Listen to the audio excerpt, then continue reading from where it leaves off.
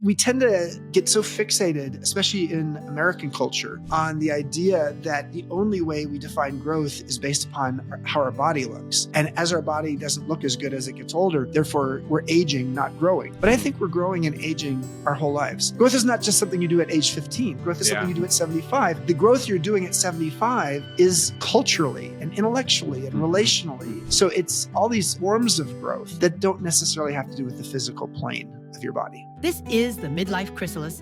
Welcome to Wisdom Wednesdays with Chip Conley and Derek Gale, your weekly conversation about thriving in midlife. Together, we explore the questions, insights, and practices that help you live this chapter with more purpose, vitality, and joy. Welcome to another episode of Wisdom Wednesday. My name is Derek Gale. I'm the CEO of MEA, and I'm here with our founder, Chip Conley. Good morning, Howdy. Chip. Good morning. How are you? I'm well. Good. Why do Canadians add a U to a lot of words? I read your memos, and sometimes you're adding extra letters compared to us Americans. Like, Give me an example. nourishment actually has a U. So, like favorite. How would you spell favorite? Oh, yeah. Favourite. See? Yeah. Okay. So it's because we spell stuff properly in Canada. We're proper English. Oh God. You know? Don't you want? Did you have? I mean, the Americans had a revolution against the English, so you're still a Commonwealth. Yeah, we're aren't still you? a Commonwealth. Well, gosh, you're under the thumb. Yeah, we are. It's not a very big thumb these days. No, it's not. No, but maybe you're going back to that direction because you know that you're friends to the south. Us Americans, there's been some mudslinging. We are not your favorites. Oh, it's gonna pass. Okay. I do like Mark Kearney though. Mark Kearney, he's a solid guy. He seems like so smart. Very smart. Very smart. Very even keeled. Yeah. Okay. Yes. Who else do I like? What are Canadians? I like Katie Lang. Yep. Solid. Okay. Yeah. Obviously Justin Bieber. Is he Canadian? Oh, I know. I barely even know the guy. He's way too young. Celine Dion. Not really. Nothing. Shania Twain. No. None of your. Brian Adams. Brian Adams, the singer, the musician. Yeah. What was the band he was in? Brian Adams. Brian Adams. He was just a solo artist. I don't like him either. Summer '69. Well, like who else? Oh my God, you're killing me here. I mean, Wayne Gretzky. Is he Canadian? Yeah, Wayne Gretzky's Canadian for sure. Oh my God, Ryan Reynolds. Oh God, all these people I don't like. Oh my God. Oh, okay. Okay, I'm coming back. You know who I like? You know who I like? You know who I like is Sophie Gregor Trudeau. Yeah. An MEA alum. Yeah. What's Justin Trudeau's wife? Ex-wife. Sort of. Well, I don't know. They didn't get divorced. They're sort of separated. But he's dating Katy Perry at the moment. I know. Is she Canadian too? No, she's not Canadian. Okay. No. All right. All right. Now that we've done our little Canadian trivia. Gossip, all right. Yeah. Oh, that's classic. All right. So let's talk. But Sophie, if you're listening, I love you. And, Katy Perry's like, such old news. And come on back. Sophie's been to MEA. She loves MEA. Love it. All right. I'm coming back to a list of Canadians. We're going to find some good ones. So let's talk about aging and mindset. Yeah. In the last episode, last Wednesday, I almost, hinted at it. And there's a woman named Becca Levy from Yale. Mm-hmm. And what she's shown is in 20 years of research is that if you can shift your mindset on aging from a negative to a positive, such that you can see the upside of aging, it gains you 7.5 years of extended longevity, which is more than if you actually stop smoking at age 50. That gives you 4 years. Or if you start exercising at 50, that gives you 2 years. Yeah. So the idea that you actually can shift your mindset on aging has a profound impact, better than ice baths, better than supplements, better than, infrared, saunas. Most people don't know this. Public service announcements to stop smoking or to start exercising. Sure. But where are the public service announcements that help people to see? It's not coming from Hallmark. Exactly. It's not coming from Hallmark. Where's the pro-aging message out there? Yeah. It doesn't exist. So there's that. And then there's also this woman, Carol Dweck, from Stanford, a professor who popularized the idea of mindset. So what is a mindset? A mindset is a perspective on the world and yourself. So it's sort of like the way you see the world and yourself. And what she's shown is that when you have a fixed mindset, you often have a tendency to just feel like you have a fixed amount of capacity, or skill or money or time or whatever.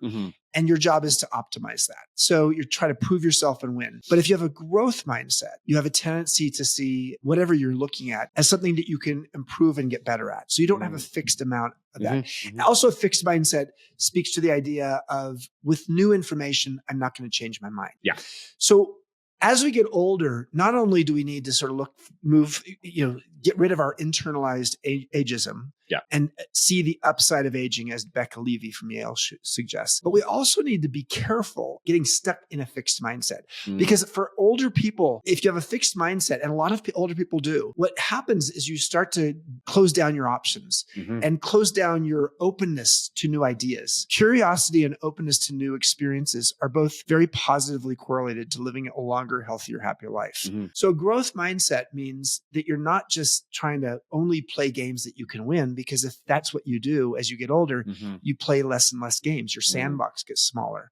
So what we really need to look at is, how do we become a beginner, and how are we open to trying new things as we get older? So, okay, well, let's put that into practice, because I mean, it's easy to say, oh, you just got to have a growth mindset, not a fixed mindset. Like, what are some practices, adapt that, change that? When I moved to Baja from San Francisco, not planning on doing an MEA, I just was going to have a home there, going to write a book, Wisdom at Work, The Making of a Modern Elder. And I'd never had a second home before. So it was sort of fun. I had a point of view. I had a fixed mindset, which was, I'm too old to learn to surf. I am too old to learn Spanish. And, that sort of was almost like an externalized ageism, because the I'm too old to is a classic ageism point of view. That point of view had infected me. And in order to shift that, to change that, what I had to say to myself was, 10 years from now, what will I regret if I don't learn it or do it now? It's a beautiful question, because what it does is it catalyzes you to take action, because anticipated regret is a form of wisdom. Anticipated regret is a form of wisdom. When I said to myself, gosh, I'm 56 at that time. And if I hope to be living in Mexico at 66, 10 years from now, which is a year from now, that, I'm 65 now, and I haven't learned Spanish, I will regret that at 56, I didn't start learning Spanish. Similarly, I will regret that I didn't start learning to surf, because, as you know, there's a surf break right near MEA. So at 56, against all odds, I started learning Spanish, and mi español es muy malo, pero estoy mejorando. It means I'm just, I'm not good at Spanish, but I am getting better. And I started learning to surf. There was this wonderful feeling, this beginner's mindset of saying, like, wow, this is something that I didn't think I could do. And the beauty as we get older of saying, I'm trying something that I didn't think I could do, gives you a sense of confidence. And it also opens you up to trying something new. One of the things that's really important as we get older is to realize that life, we're supposed to be constantly learning. There's a guy named Dan Gilbert, a Harvard professor who gives TED Talks, and I got to know him because I give TED Talks too. And he says, human beings are works in progress that mistakenly think they're finished. Human beings are works in progress that mistakenly think they're finished. We are meant to be trying new things. There's a word called liminal. To be liminal is to be in between two things. When we're in adolescence, we know we're liminal. We're growing so fast. We're going through puberty. We're trying, having first dates, and we're having, driving a car for the first time. But when we're in midolescence, which is the adult version corollary to adolescence, when we're actually going through hormonal things as well, we are liminal. We're going through all kinds of transitions. And yet somehow at this age, in our 40s, 50s, 60s, and beyond, we think that we're supposed to be too old for transitions. But, to realize that our mindset of accepting that we are constantly going to be in transition allows us and gives license for us to try new things. Yeah. And I was reading an article, I can't remember where it was from, but it was just recently, and they were talking about lifelong learners is a predictor of longevity, and it adds to life. And it doesn't have to be learning anything productive. Like, I'm going to learn this skill to do this. It's just be learning something you're interested in. No, ask yourself what you're curious about. Yeah. There are so many things that we can learn. And for some of us, we didn't have time for curiosity. Yeah. If you're on the treadmill and you're in the sandwich generation, taking care of both adult parents, who are aging and kids at the same time, you may not have the time. If you're working 60 hours a week at work, you don't have time to be curious. No. But as you get older, you can start to make a list. Make a list of things you're curious about. Yeah. And also make a list of things that get better with age. Yeah. I made a list in anticipation of our time today. Here's some things that get better with age. We know things that don't get better with age, but wine gets better with age. Pickles get better with age. Whiskey gets better with age. Beef, certain kinds of beef get better with age. Cheese, leather sofas, jeans, flannel sheets, mattresses, slippers, trees. Wow. All those things get better with age. So maybe we get better with age as well. I mean, I like to say that, when it comes to trees, there's old growth forests, old growth redwoods. But I think there are old growth humans. And we tend to get so fixated, especially in American culture, on the idea that the only way we define growth is based upon how our body looks. And as our body doesn't look as good as it gets older, therefore, we're aging, not growing. But I think we're growing and aging our whole lives. It's not growth. Growth is not just something you do at age 15. Growth is something you do at 75, but the growth you're doing at 75 is culturally and intellectually and relationally. So it's all these forms of growth that don't necessarily have to do with the physical plane of your body. We really have to shut off the societal narrative, though, that's pushed on us. I mean, I remember turning 40 and having all the people say to me, "Oh, you're not going to be able to do that anymore." Yeah. And now I'm heading for 50. People are like, "Oh, you're not going to be able to do that anymore." I'm like, why? Yeah. Well, maybe one of the exercises or experiments someone could do as a result of this episode is to ask themselves, maybe that you make 2 columns. One is I'm too old to, and see what comes up. No one's going to look at this, only you. I'm too old to. I'm too old to find a soulmate. I'm too old to start a business. And then in the other column, maybe say, I'm finally at the age when I can, and write down those. And take a look at those 2 lists. If you have nothing in the list of I'm finally to the age that I can, then you really need to come to MEA because you need to really have a dose of pro-aging medicine. But also look at your I'm too old to list. I thought I was too old to surf. I thought I was too old to learn a new language. And I came to realize that I wasn't. There's a guy named Jim Flaherty who's come to MEA 5 times between 87 and 90. His first time coming to MEA was in Baja. And he surfed at the end of the week in a Baja workshop.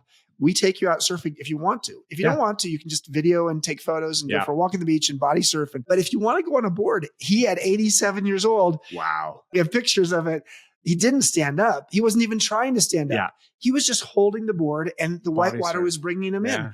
And that kind of spirit, that kind of framework of like, hey, I'm not too old to try something. Now at 88, when he came back, he said, you know what? I did that. I don't need to do that again because I had my experience. But that's the beauty of living a fully engaged, flourishing life is when you can try things and realize, okay, you know what? I did it and I don't necessarily have to do it again. Yeah, absolutely. And I've watched, it's many a cohort I've gone down to the beach and watched when I'm down there, and 70s people actually standing up and just the sense of, oh my God, the accomplishment, the reframe that happens. If we had started at the start of the week, we said like, okay, we're going surfing today.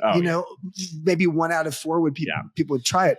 By the end of the week, 3 out of the 4 are trying it. Similarly here, there's people who go out horseback riding on the ranch in Santa Fe that have never tried it before and have been a little bit scared. Sure. And so by the end of the week, they're up on a horse if they want, or they're doing sometimes equine assisted learning through our partnership with Equus. And the ability for people to actually try something new that they thought was out of their reach. The way to think about mindset is the following. Is your mindset serving you? And sometimes closing down options, Jim might have said like at 88, my mindset of I don't want to do it again is serving him because I don't want to get hurt. Yeah. That's fine. Yep. But often the question is your mindset serving you? And if it's closing down your options, that isn't always the best solution for you. Yeah. And we live in a society where we're told to retire at 65. We're told to close down. I think that's going to change. It has to. Well, and that's why this whole premise of retirement is flawed for a lot of people, because it's like, okay, what am I going to do? Totally. You know, I don't want to be bored with my life. So, you know, I would just say at the end of the day, mindset is like the fish for water for a fish. Yeah. It's something that's totally in your life. You have it just like the fish has water, but you don't even notice it. And part of what we do at MEA is to help people to notice what mindsets. We do an exercise, as you know, the Great Midlife Edit, where we help people to see their limiting beliefs and their mindsets that they're ready to let go of. And then in a collective ritual, have them just throw it into the fire. Love it. All right, let's give people one assignment this week. Well, I think the one assignment I would do is just this idea of make a list of I'm too old to, and make a list I am just becoming to the age where I can, and see what is in both of those lists. But especially look at the I'm too old to list. Yeah. And ask yourself, is that true? Yeah. Okay. Or here's another one. Here's another one that person can do. 10 years from now, what will you regret? I was just about to say, what about 10 years from now, what will you regret if you don't learn it or do it now? Yeah. That one, that's a good one with friends. Maybe that's what the exercise is have a meal with your spouse, with a friend, with your sister or brother, and say like, hey, let's have a conversation about what it is that we would like to do, but we are scared of doing. And this question will help us to see the anticipated regret if we don't do it. Love it. All right, everybody, there's your assignment for the week. And this has been another episode of Wisdom Wednesdays with Chip Conley. And thank you for listening. Chip, any final words? No. Join us on Friday, my next interview. And if you like what you hear, leave us a rating, leave us a review on your favorite podcast platform, and we'll see you again next week. Yeah. Thanks, Derek. Thanks for listening to Wisdom Wednesdays on the Midlife Chrysalis. This show is produced by Midlife Media. If you have a question you'd like us to explore in a future episode, please send it to podcast@meawisdom.com. And if you enjoyed this episode, help us spread the word by subscribing and leaving a review on your favorite platform.